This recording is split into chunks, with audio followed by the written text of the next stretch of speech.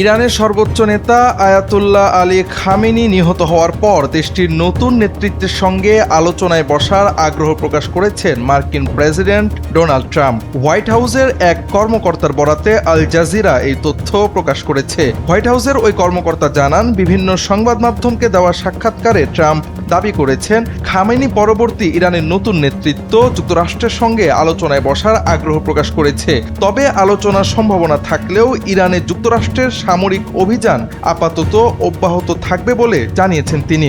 এদিকে আমেরিকার সাথে কোনো প্রকার আলোচনায় বসতে রাজি নয় ইরান। ইরানের নিরাপত্তা বিষয়ক প্রধান আলী লারিজানি বলেছেন, তার দেশ যুক্তরাষ্ট্রের সঙ্গে কোনো আলোচনায় যাবে না। সোমবার সামাজিক যোগাযোগ মাধ্যম এক্সে দেওয়া এক পোস্টে তিনি একথা বলেন।